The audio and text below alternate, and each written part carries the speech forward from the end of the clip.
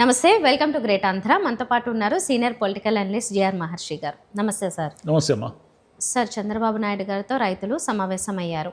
తర్వాత ఇంతకు ముందు కూడా ఒక ప్రతిపాదన వచ్చింది. అయితే పెద్దగా దాన్ని మళ్ళీ వినిపించకుండా అటు ఇటుగా అలా వదిలేసినట్లుగా కనిపించారు. కానీ మళ్ళీ ఇప్పుడు అమరావతి అనేది ఒక పెద్ద ప్రాజెక్టు, రాజధాని నిర్మిస్తున్నారు. అదేంటంటే చిన్నగా మిగతా రాజధానుల్లాగా అలా కాకుండా ఇది ఒక నగరంలాగా నిర్మిస్తే అక్కడ మళ్ళీ పూర్తి స్థాయిలో ఒక నగరం నిర్మాణం అయితే ఎన్నో వేల ఉద్యోగాలు వస్తాయి, చాలా బాగుంటుంది, ఇంకా అదొక మంచి ఆర్థిక రాజధాని, చాలా డెవలప్ అవుతుంది అని చాలా వాటితో పోల్చారు. ఇప్పుడు ఏంటంటే అది సరిపోలేదు, ఇంకా 40-50 వేల ఎకరాలు ఉంటే కానీ ఏదో అవ్వదు, లేకపోతే అది నగరం అవ్వదు, మున్సిపాలిటీ అవుతుంది, ఇట్లా ఏంటంటే చెప్తున్నారు. అంటే ఈ అమరావతి దాహం తీరదా? ఇన్ని వేల ఎకరాల భూములు తీసి రైతులు ఎందుకు ఆల్రెడీ ఇచ్చిన దానికే వాళ్ళు రిగ్రెట్ అవ్వడము, కొన్నిసార్లు కొంతమంది బాధపడము, అది ఎవరి కారణాల చేతైనా అయ్యింది, మళ్ళీ ఎందుకు ఇస్తారని ఆశిస్తున్నారు అసలు? ఇప్పుడు అమరావతిని ఎలా తయారు చేసి పెట్టారంటే, అమరావతి మీద ఎవరైనా ఏమైనా విమర్శ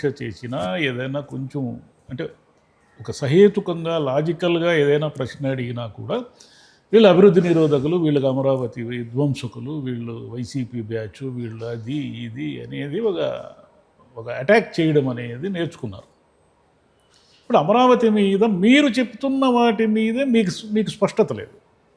చంద్రబాబు నాయుడు గారు ఏం చెప్పారు? అయ్యా మేము 5 ఏళ్లలో కంప్లీట్ చేసేస్తాము, 14 తర్వాత అమరావతి తీసుకున్నప్పుడు రైతులు భూములు ఇచ్చారు, మేము మా భూములు అన్నీ కలిపి ఒక 50,000 ఎకరాల్లో మేము అద్భుతమైన విశ్వనగరాన్ని నిర్మిస్తున్నాము అని చెప్పారు. ఏదో కొన్ని పనులు చేశారు, ఓకే, అది పూర్తి కాలేదు, దాన్ని పక్కన పెడదాం.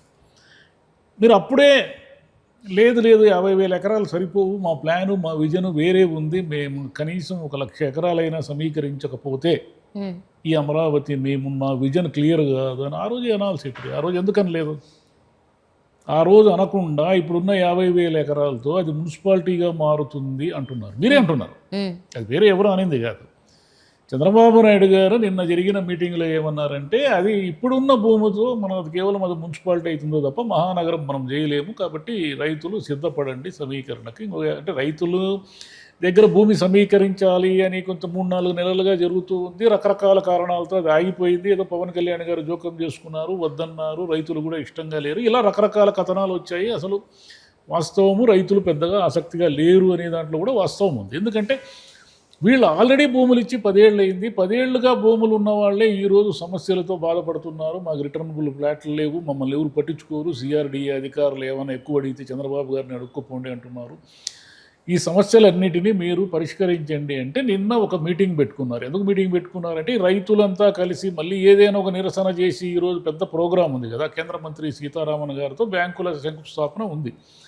రైతులంతా కలిసి ఏ చిన్న నిరసన చేసినా అది ఊరికి అనవసరమైన ఇష్యూ అవుతుంది అనే దాంతో రైతులతో చంద్రబాబు నాయుడు గారు సమావేశమయ్యారు. అది బాగానే ఉంది, అంటే ముఖ్యమంత్రి స్వయంగా వచ్చి హామీలు ఇవ్వడం ద్వారా వాళ్ళు కాన్ఫిడెన్స్ లెవెల్స్ పెరుగుతాయి, అంతా బాగానే ఉంది. ఇప్పుడు ఏమిటంటే ఇంకొక 50,000 ఎకరాలు కావాలంటున్నాడు ఆయన. 50,000 ఎకరాలు కావాలని రైతులకు ఏం చెప్తున్నాడు?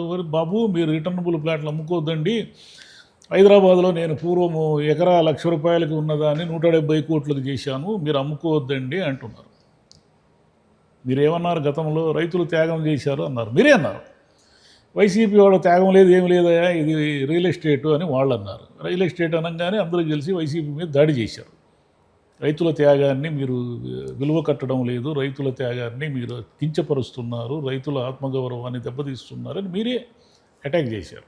ఇప్పుడు మీరే ఏమంటున్నారు? ఇది అమ్ముకోద్దండి, మీకు ఎన్ని కోట్లు వస్తాయి అంటున్నారు. అంటే ఒక రియల్ ఎస్టేట్ వాల్యూ పెరుగుతుంది కాబట్టి భూములు ఇవ్వండి అని రైతులకు మీరు చెప్తున్నారు. అమరావతి కోసం చెప్పడం లేదు మీరు. మీకు భవిష్యత్తులో 10 కోట్లు వస్తాయి, 50 కోట్లు వస్తాయి, 100 కోట్లు వస్తాయి అని మీరు ఆశ చెప్తున్నారు. ఎలా వస్తాయి అనేది ఇప్పుడు క్వశ్చన్ మార్క్.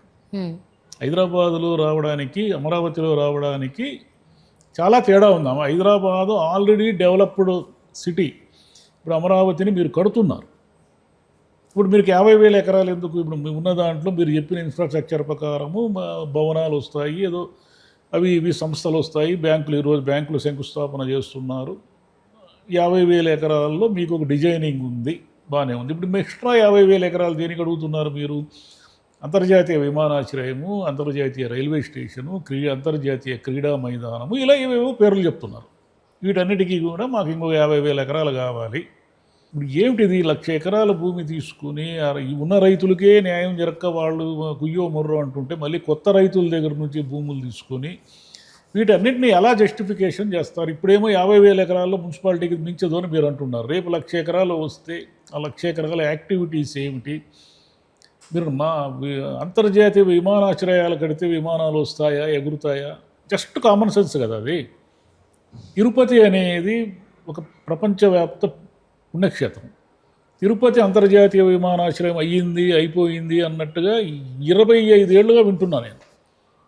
తిరుపతిలో ఈ రోజుకి అంతర్జాతీయ విమానాలు అరాకుర ఎప్పుడైనా వచ్చాయో నాకు తెలియదు, కానీ అది మామూలు డొమెస్టిక్ విమానాశ్రయంగానే ఉంది తిరుపతి. మీరు విజయవాడ మన గన్నవరం ఉంది, మీ పక్కన గన్నవరం ఉంది, మీకు అమరావతికి ఎంత దూరం ఉంది? గట్టిగా 40 కిలోమీటర్లు లేదు. దాన్ని అక్కడ ఎంత యాక్టివిటీ ఉందో అందరికీ తెలుసు. అది కాకుండా మళ్ళీ వైజాగ్ ఉంది, పక్కన భోగాపురం ఉంది. ఇవన్నీ కాకుండా మళ్ళీ ఇప్పుడు అసలు అంతర్జాతీయ విమానాశ్రయం శంషాబాద్కి, విజయవాడకి ఈరోజు మీరు చెప్పిన ప్రకారము కొత్తగా రోడ్డు నిర్మిస్తే, ఏదో కొత్త గ్రీన్ రోడ్డు ఏదో అంటున్నారు కదా, ఈ రోడ్డు నిర్మిస్తే 3-3.5 గంటల్లో మీరు, ఇప్పుడు కూడా మనం 5 గంటల్లో విజయవాడకు పోవచ్చు. ఇప్పుడు ఈవెన్ టుడే కూడా 5 గంటల్లో మామూలు సొంత వెహికల్, మామూలు విమానాలు, అంతర్జాతీయ విమానాలు ఎక్కే వాళ్ళంతా కూడా 99% ఓన్ వెహికల్సే ఉంటాయి కదా. బస్సుల్లో వచ్చి ఇలా వచ్చి ఎక్కేవాళ్ళు ఎంతమంది ఉంటారు? వీళ్ళు 5 గంటల్లో విజయవాడకి ఈరోజు కూడా పోవచ్చు. ఈరోజు కూడా మీరు చెప్పే గ్రీన్ రోడ్డు వేస్తే 3-3.5 గంటల్లో విజయవాడ నుంచి శంషాబాద్కు రావచ్చు.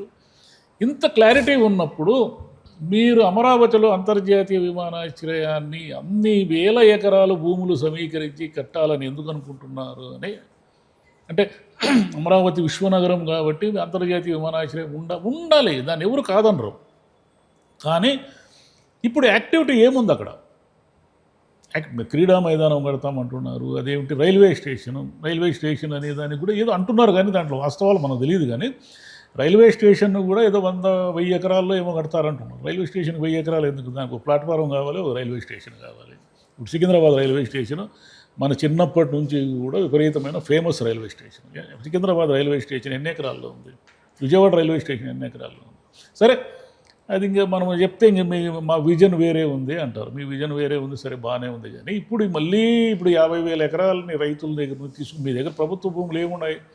ఉన్నా కూడా కనీసం 30-40 వేల ఎకరాలైనా రైతులను తీసుకోవాలి కదా. మళ్ళీ వాళ్ళ కొత్తగా అగ్రిమెంట్లు ఏమిటి, పేమెంట్లు ఏమిటి, రిటర్నబుల్ ప్లాట్లు ఏమిటి?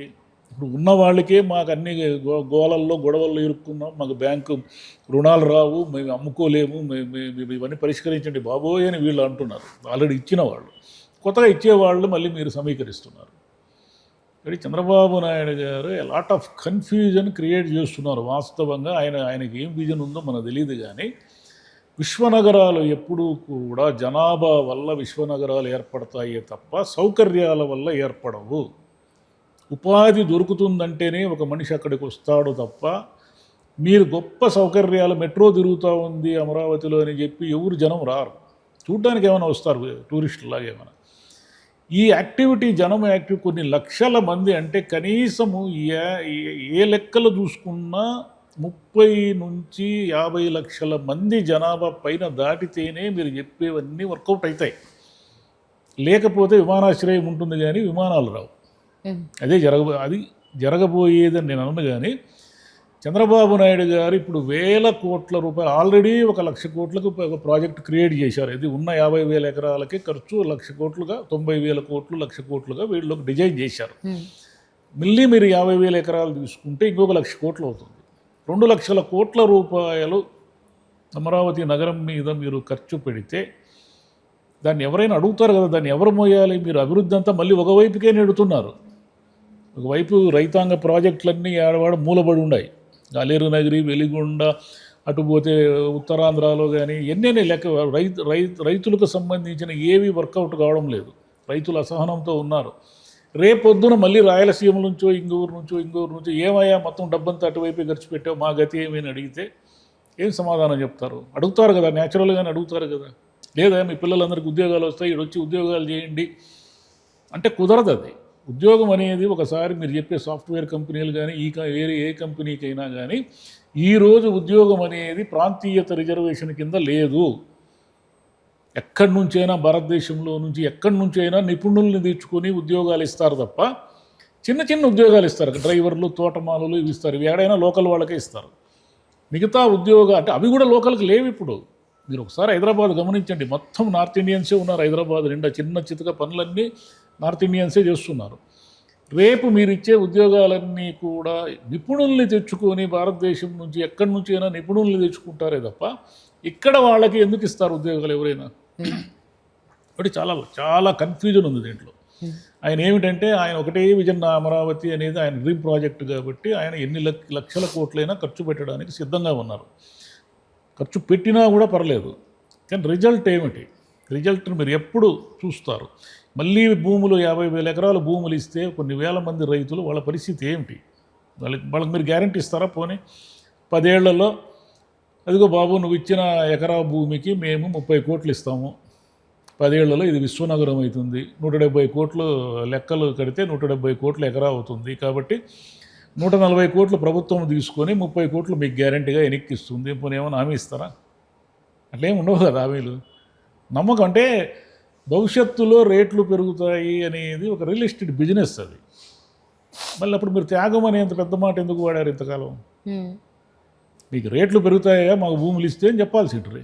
త్యాగం అన్నారు, ఇప్పుడేమో ఉన్నటువంటి రియల్ ఎస్టేట్ అంటున్నారు, ఉన్నటువంటి మున్సిపాలిటీ స్థాయి పడిపోయింది అంటున్నారు. మీరే కదా మొన్నటి వరకు యూనివర్సల్ సిటీ విశ్వనగరం అని సింగపూర్ అవుతుందని చెప్పారు. సింగపూర్ అవుతున్న సిటీని మీరు ఇప్పుడు మున్సిపాలిటీకి పడిపోయిందని మీరే చెప్తున్నారు.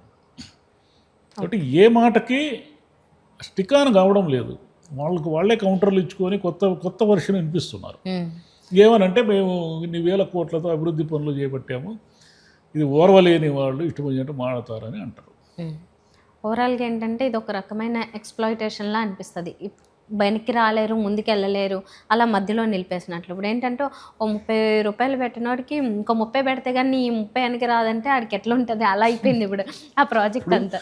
దీనికి ముందుకే పోవాలా, ముందుకు పోకుండా వెనక్కి వచ్చే ఛాన్స్ లేదు. ముందుకు పోయే కొద్దీ ఇది ఇంకా బడ్జెట్ పెరుగుతూ అనేక వేల మంది దీంట్లో ఇన్వాల్వ్ అయిపోయి వాళ్ళ భవిష్యత్తు కూడా ఇన్వాల్వ్ అయిపోయింది దీంట్లో. భూములు ఇచ్చిన రైతులందరూ 10 ఏళ్ళుగా వాళ్ళు పంటలు పండే భూములు కదా, వాళ్ళు ఏమైనా బీడు భూములు ఇచ్చారా మీకు? పంటలు పండే భూములు ఇచ్చారు, 10 ఏళ్ళుగా ఎదురు చూస్తున్నారు. 10 ఏళ్ళుగా ఎదురు చూస్తుంటే నిన్న మొన్న కూడా వాళ్ళు గోల చేశారు. 23 సమస్యలతో ఒక వినతి పత్రం ఇచ్చారు. సరే, చంద్రబాబు నాయుడు గారు పోయి అయ్యా మీరేం కంగారు పడకండి, నేను ఉన్నాను, అన్నీ చూసుకుంటాను, ప్రతి 3 నెలలకు ఒకసారి నేను మీట్ అవుతాను, కావాలంటే ఫలానా వాళ్ళు బాధ్యులు, దీనికి మీరు వెళ్ళి కలవండి అన్నట్టుగా మాట్లాడారు, ధైర్యం ఇచ్చారు, అంతా బాగానే ఉంది. ఇంకా మళ్ళీ ఇప్పుడు ఉన్న రైతుల సమస్యలే పరిష్కారం కాకపోతే మళ్ళీ కొన్ని వేల మంది రైతులు దీంట్లో ఇన్వాల్వ్ చేస్తున్నారు. వాళ్ళ పరిస్థితి ఏమి?